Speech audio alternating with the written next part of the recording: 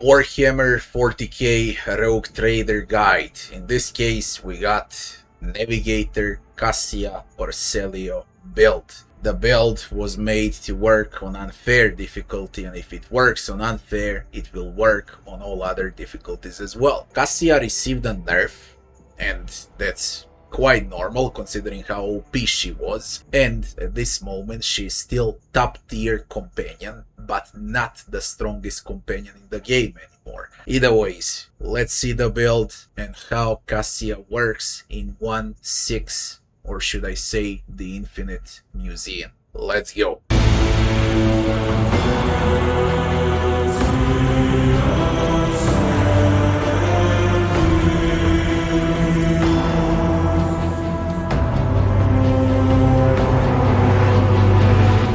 Cassia Itemization. For one staff, we always want to have devastating staff. The higher the level of the staff, the better.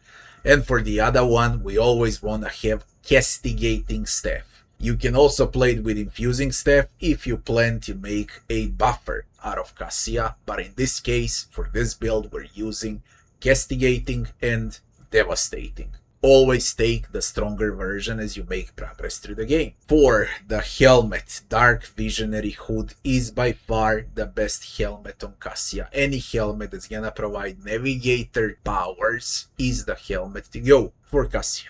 For the armor, I was always using Slick Body Glove and nothing changed there. It's still Slick Body Glove. Dodge, dodge, and dodge. You want Cassia to dodge everything there is on a map. Her dodge during combat goes up to 500%. In other words, no one can still touch her. She just doesn't deal as much damage as before, but still she's untouchable. For the first trinket, we want Portable Deflector to auto-dodge the first hit from every attacker on the battlefield. Again, extra security on that 500% dodge during combat. And for the second trinket, we're gonna use Chains of Domination for the willpower. And for the amulet, you get Demon Tool extremely early on in the game, and we're using it until the very end. It got nerfed. There are amulets that can work on Cassia, anything with willpower, anything that gives any navigator powers and so on, but I'm still using the one I was using in my previous builds as well. Even though it's nerfed, burning means a lot when you go with AoE damage from Cassia. Now, as far as the gloves go, Cassia doesn't need gloves because there are no good gloves basically for a navigator, so we're gonna use Gloves of Endurance just in case she receives an injury so everyone gets bonus to damage. And for the cape, we're using Dutch Cape,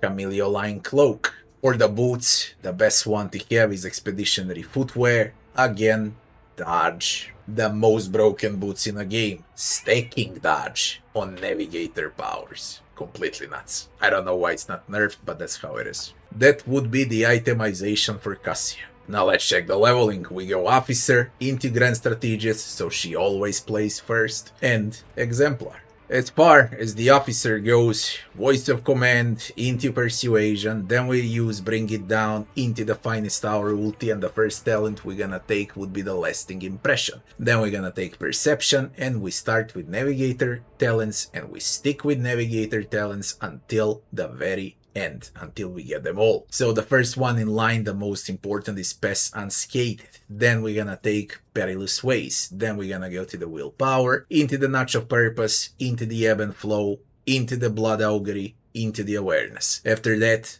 Ulti, Finest Hour, upgrade number 2, Lore Warp, into the Willpower, then we go Eye of Oblivion, into the Perception, then we take Point of Curiosity, into the Mind Over Matter, then we're gonna take Nimble, extra dodge, into the Lore Warp, then we're gonna take Fellowship, into the Strange Vitality, and we finish with Finest Hour ulti upgrade number 1. By this moment, she is supposed to dodge every single attack coming in Act 1 and in Act 2. Now we're gonna transfer to the Grand Strategist. Grand Strategist, because she always plays first, combat tactics first. Then we're gonna take a Waking Nightmare, extremely powerful ability. We'll explain how it works later on. Open to the Warp is the next talent we're gonna learn. After that, it's taken hold, into the action point increase, into the willpower. Then we're gonna take tonicity into willpower. After that, we're taking a curse, Warp Curse Unleashed, extremely powerful spell. Then we're gonna take Lore Warp into Mastery of Time. After that, we're taking Perception into Undam the Sea of Souls.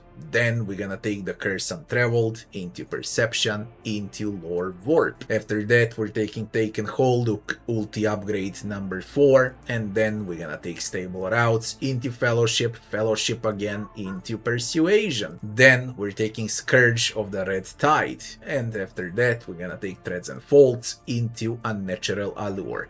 What you can notice here compared to my previous Cassia builds, I always had something supportive at the beginning, okay? Now it's flat on full damage and debuffs on Cassia, because they nerfed her. We gotta compensate now, and that's why so many curses and damage dealing spells. After that, we're gonna take Awareness into Fellowship, into Intelligence, into the Guide of Souls, and we finish with Unblinking Stare, Ulti Upgrade number 1. Now it's time for the Exemplar. For the Exemplar, eager for battle. Cassia really profits because she plays first in a round, and eager for battle provides even more action points, so she's gonna be insane at this point. After that, we're gonna take Veil of Protection into the Lore Warp, into the Under My Protection. After that, it's gonna be Willpower into It Will Not Die. Then we're gonna take the first buff, Reveal the Light. If you have more tanks and psychers in a team, Reveal the Light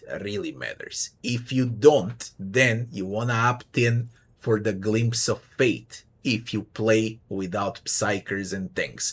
So you only need to switch this two, depends on your team and what you plan to play. Okay, this one, tanks and psychers, this one, everyone else. After Reveal the Light, we're gonna take Lore Warp. Then we're taking Combat Meditation into the Personal Zone. Then we're gonna take Perception into the No Respite. Then we're taking Mend Reality spell into the Perception. After that, Fire at Will into Swift Movements. Then we're gonna take Awareness into the Malign Influence. Action Point Power Spike now into the Undaunted, into the Persuasion. Then we're gonna take Seize the Initiative into Awareness. After that, we're taking a Sniping Zone into Willpower, Fellowship into Awareness. Then we're gonna take a Firebrand Exemplar. Then we're gonna take Focus into Enduring Zone, into Persuasion. We finish up with Iron Discipline. Then we're gonna take a common feature, Willpower. We enhance Willpower even further, and then Glimpse of Fate or Reveal the Light into Fellowship. Then we're gonna take Eager Subordinates, and we finish Blood Martyrs, action point power spike increase, and that's how Cassia looks like. Cassia doesn't support augmetics, so in that case, we're gonna ramp up immediately for how to play Cassia. Early game, you position enemies with Notch of Purpose and with Point of Curiosity. You give extra action points to an ally, or you go with Lidless Stare. Okay, now, once we get a devastating staff, you can shoot with Lidless Stare or with any other damaging Navigator ability twice. Have that in mind as well, she can still burst, but you need to have devastating staff equipped. So this 5 here is bread and butter. When she becomes a Grand Strategist, you do everything the same from here. The only thing that's actually different is that you're gonna place front line, back line, and rear. Rear goes to characters like Ulfar, Argenta, any sniper build, and so on.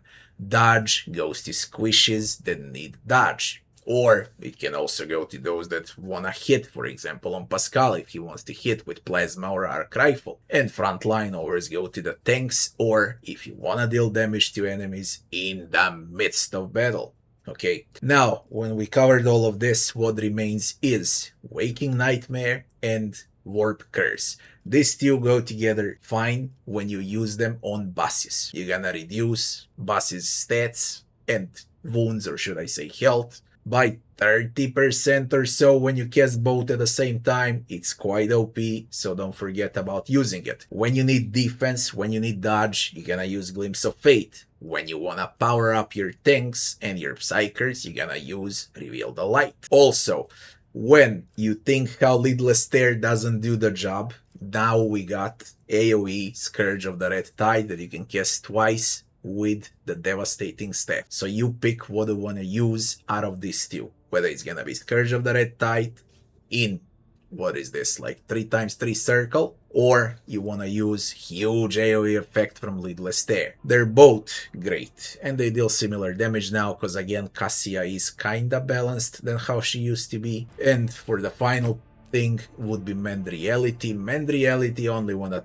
fight is very hard. You don't need to cast this unless you fight like end game act bosses. That's the useful thing about the Mend Reality. Aside from that, you're never gonna use this one. It's only there for boss fights. That would be a new 1.6 Infinite Museion Cassia guide, or should I say build. If you find the video helpful, don't forget to like, share and subscribe. I'll be seeing you on the next one. Thanks for watching.